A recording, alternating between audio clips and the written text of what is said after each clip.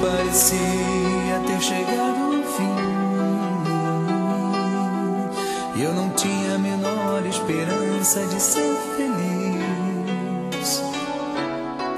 Tempestades de dor e tristeza que eu enfrentei destruíram.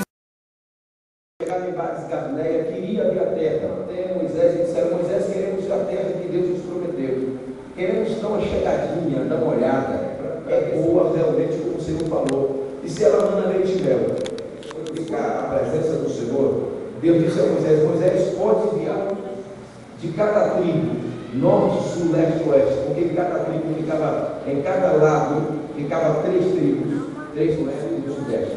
Escolhe cada homem representando a sua tribo, e que venham diante de você, e que sejam enviados para ir ver a terra. Preste bem atenção que eles foram ver a terra porque eles pediram. Não era a vontade de Deus que eles fossem primeiro ver a terra, ajudassem e possuíssem por herança aquilo que Deus havia prometido para eles.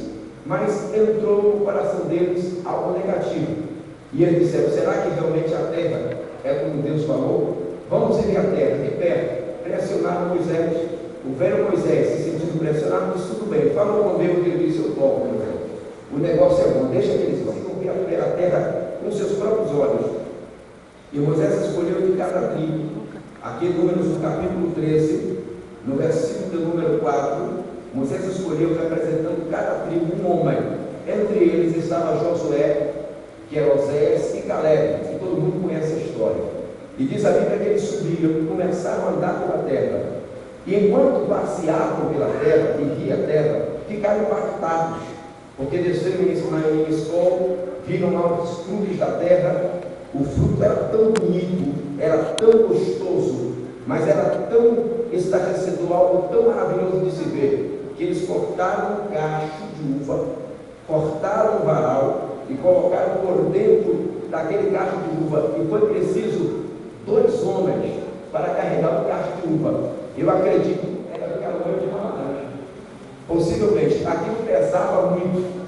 E diz a palavra de Deus, olha só, escuta o mistério. Diz a palavra de Deus que era tempo, além das uvas, era o tempo também das romãs e do trigo. E eles estavam contentes, felizes.